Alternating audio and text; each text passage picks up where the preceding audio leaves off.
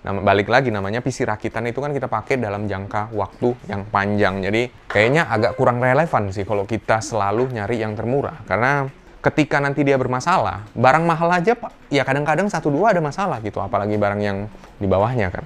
Kalau bisa lebih bijak ya teman-teman, kalau ketika milih komponen PC atau ketika kami nawarin, ya itulah. Jadi bukan kita untuk mencoba mahal sih. Jadi setiap quotation atau setiap perhitungan dari kami kepada pembeli itu selalu saya cantumkan komponen, quantity, dan juga harganya. Jadi setiap komponen itu saya lampirkan selalu harganya. Jadi teman-teman atau pembelinya bisa ngelihat sebenarnya harga yang kita tawarkan itu masuk akal atau enggak. Jadi intinya itulah, biar tidak ada dusta di antara kita gitu teman-teman. Jadi balik lagi ke pembelinya. Kalau kami tetap saranin pasti yang terbaik dong gitu.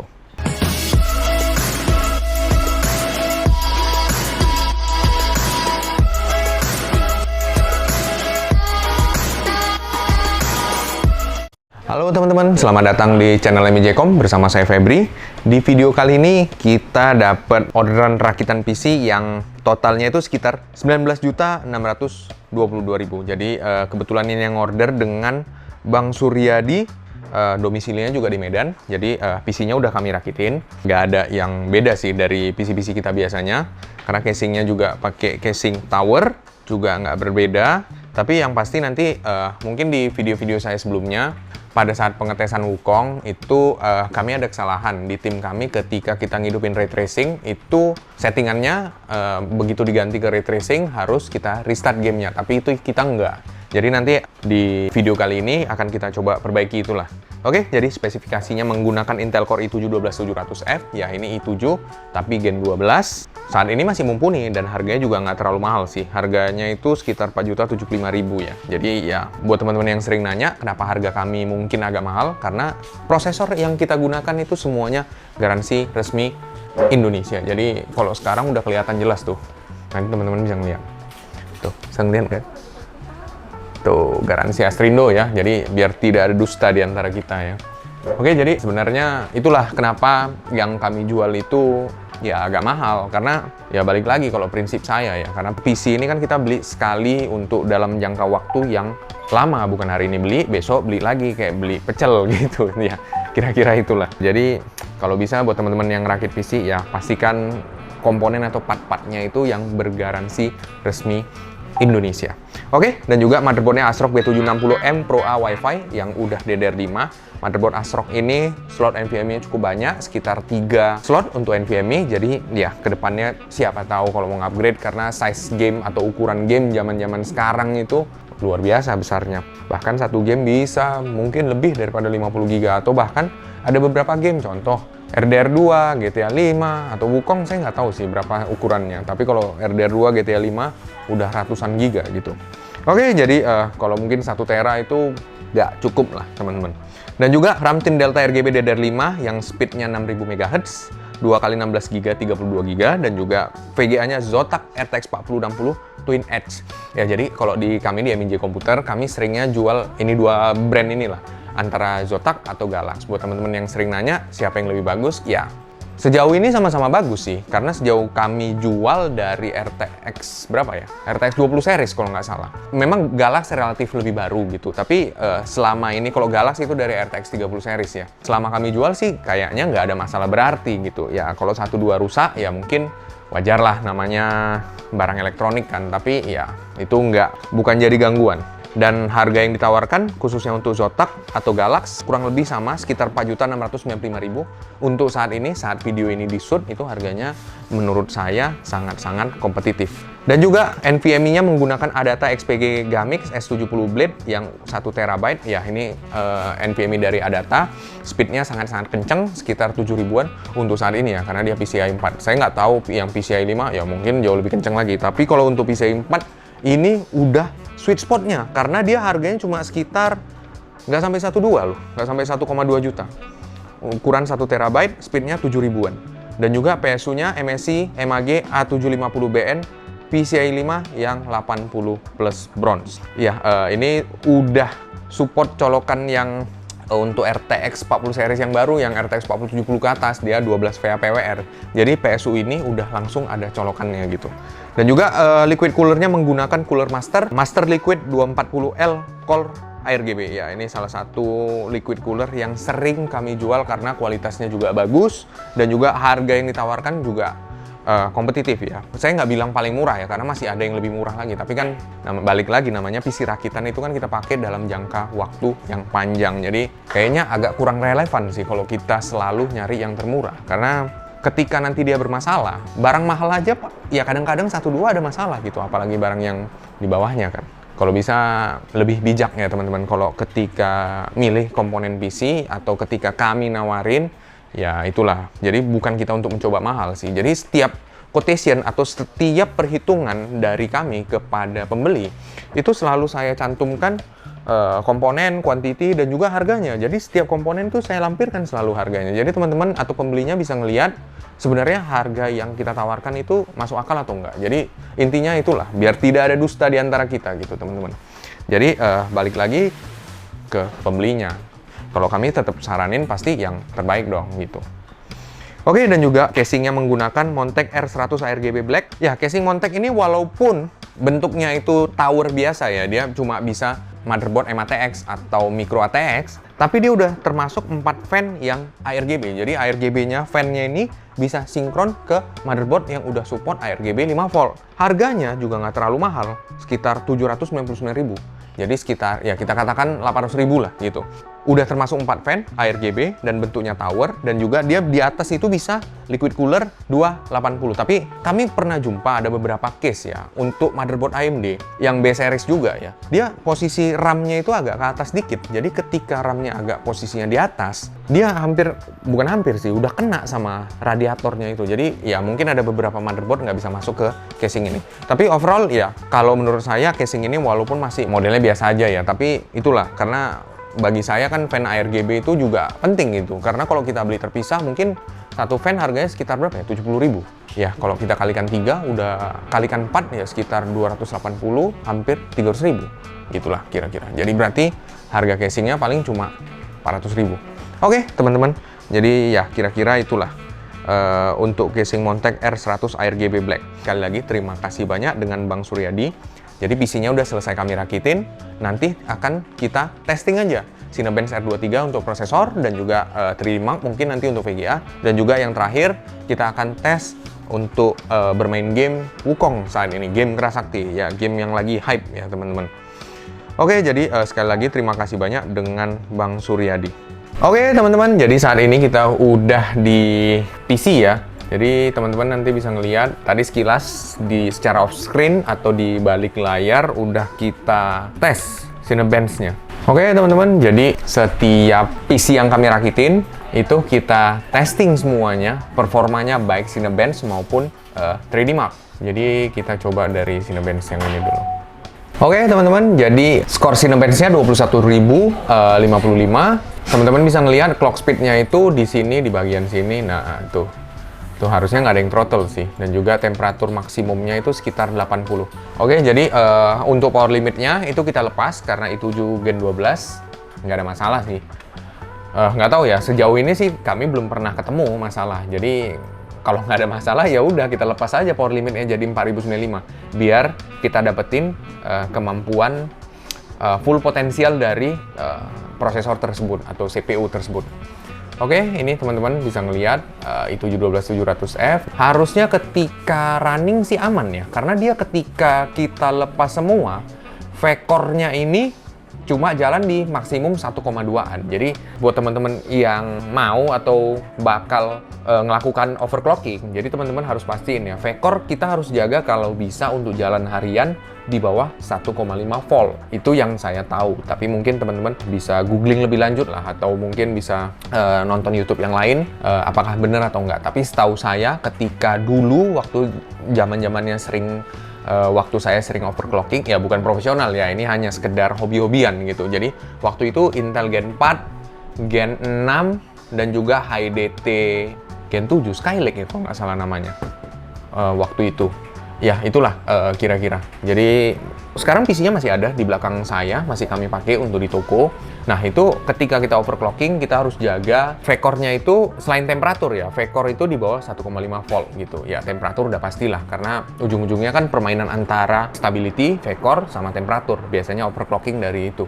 Oke teman-teman, jadi sekilas ini tadi mengenai Cinebench R23, ya nggak ada yang aneh sih dari pengetesannya ini. Lalu kita coba buka CPU Zen ya, untuk memastikan komponen yang saya sebutkan tadi semuanya udah sama gitu, biar tidak ada dusta di antara kita. Oke teman-teman, Intel Core i7-12700F, motherboardnya B760M Pro A Wi-Fi ya. Kalau dia DDR5 dia nggak sebutin lagi di belakang, tapi kalau dia DDR4 dia ada /D4 kalau nggak salah dari Acer. Oke, dan juga ini RAM-nya 32 GB DDR5, speednya itu double data rate ya, jadi ini 3000 kali 2, jadi speednya itu 6000. Dan juga ini slot RAM-nya, slot 2 terisi, slot 1 kosong, 2 tadi terisi, 3 kosong, 4 terisi. Jadi ya kedepannya buat teman-teman mungkin yang mau upgrade lagi atau mau nambahkan RAM, jadi masih ada 2 slot lagi untuk bisa ditambahkan.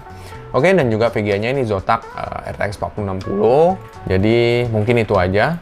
Oke, kita coba di in-game. Nah, kali ini kita akan mengetes game Wukong ya teman-teman. Jadi mohon maaf sebelum-sebelumnya itu mungkin kita ada, ketika kita setting ray tracing-nya itu kita nggak restart gitu. Jadi ya agak kurang valid sih memang. Nah, ini di setting requires a restart to take effect. Jadi untuk super resolutionnya coba kita jaga di 33 aja dulu ya, karena ini settingan yang direkomendasiin oleh gamenya. Kita apply dulu. Oke, baru kita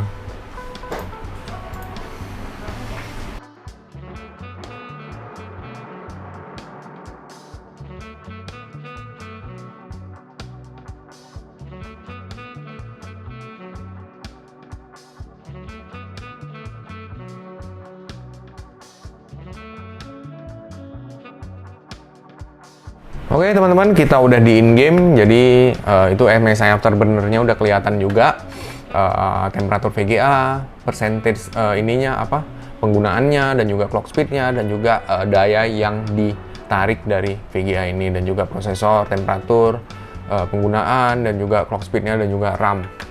Oke, jadi kita coba running benchmark dulu, tapi sebelumnya kita coba di resolusi Full HD ya, jadi atau 1080p. Oke, kita coba dari benchmark. Oke, ini ketika dia di Full HD, ininya naik sendiri nih. Jadi super resolusinya jadi 65. Oke, nggak apa-apa, kita ikutin aja. Yang pasti ray tracing udah on. Full ray tracing levelnya itu low ya, tapi nggak apa-apa, kita coba aja dulu.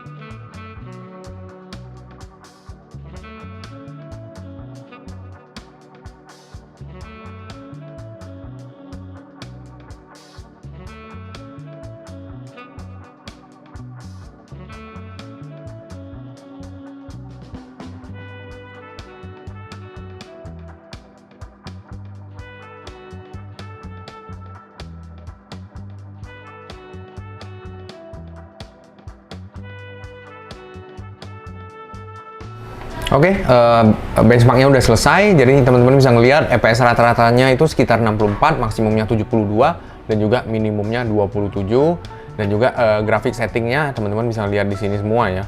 Ya, ini cukup playable sih, tapi saya rasa nanti kalau untuk di resolusi yang lebih tinggi pasti agak struggling, tapi kita coba di in-game dulu ya. Oke, ketika bermain game mungkin skenario-nya beda dan juga mungkin bisa hasilnya beda, tergantung scene-nya itu lagi di mana gitu.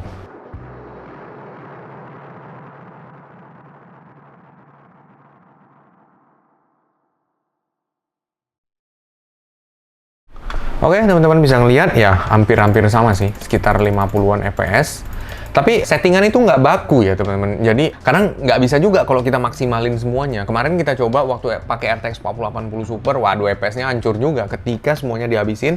Tapi waktu itu resolusinya 4K. Jadi intinya bahkan pakai VGA yang terbaik pun saat ini ya, saat video ini di shoot itu nggak akan bisa habis semua settingannya gitu. Jadi mungkin teman-teman bisa eksperimen sendiri settingan apa atau bagaimana yang cocok buat kalian semua. Oke teman-teman, jadi kita selanjutnya coba di resolusi yang lebih tinggi lagi, 1440p ya. Oke, settingannya, nah ini super resolusinya turun sendiri, jadi mungkin dia ngikutin dari ininya ya, ngikutin dari settingan apa namanya kemampuan PC kita gitu. Oke, kita langsung coba ini aja, kita quit game dulu untuk kita running ininya, benchmarknya ya.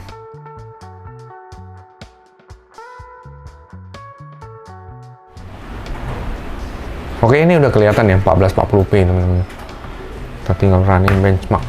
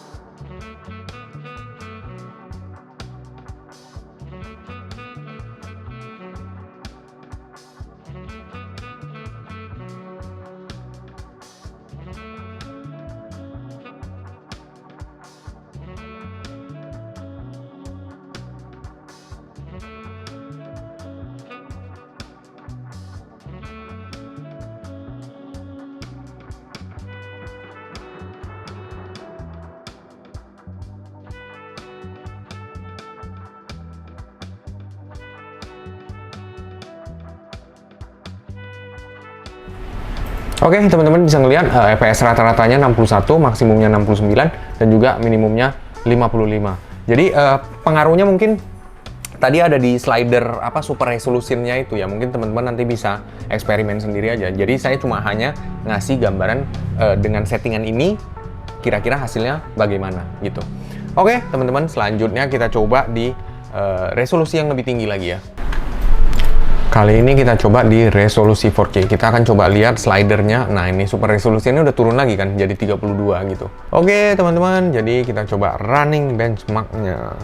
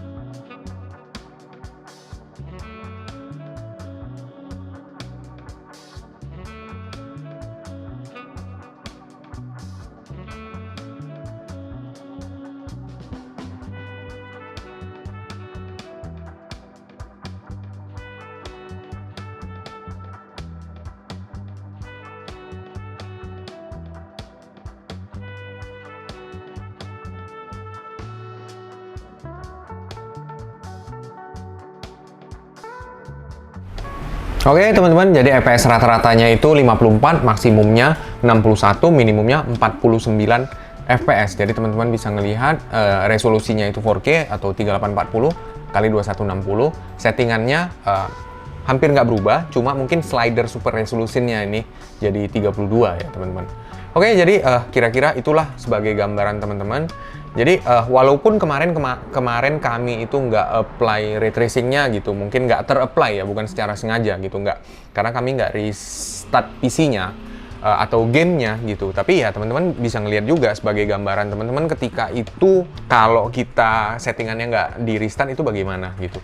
Kira-kira itulah. Jadi kalau settingan ini semua kita habisin juga nggak make sense gitu. Karena bahkan yang tadi saya bilang ya, RTX 4080 Super yang kemarin kami coba itu juga struggle gitu. Karena FPS yang didapetin cuma 20-an. Jadi intinya bukan artinya kita pakai hardware terbaik lalu kita bisa memainkan game dengan rata kanan yang habis. Bahkan super resolusinya sampai 100 gitu ya, nggak make sense lah gitu. Yang penting sebagai PC gamer ya kita nikmatin aja gamenya sesuai dengan kapasitas PC kita gitu. Jadi teman-teman bisa setting sendiri atau eksperimen sendiri mengenai settingan game ini gitu.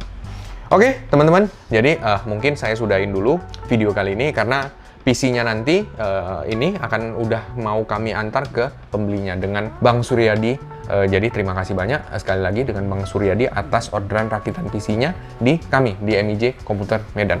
Oke, jadi buat teman-teman yang mau ngerakit PC secara rapi dan profesional bisa langsung datang ke toko kami Jalan Pajang nomor 8B Medan, daerah Tamrin Simpang Sutrisno, atau boleh WhatsApp di kami dulu di 081 1618 1628. Kami siap kirim-kirim PC rakitan ke seluruh Indonesia. Dan juga buat teman-teman yang mau ngeliat Instagram kami mungkin bisa di follow ya @mijkwmp. Dan juga buat teman-teman yang mau ngeliat paketan PC mungkin bisa kunjungi website kami www.mijcom.id atau cari aja di Tokopedia MIJ.com. Oke teman-teman, sampai jumpa di video selanjutnya. Terima kasih.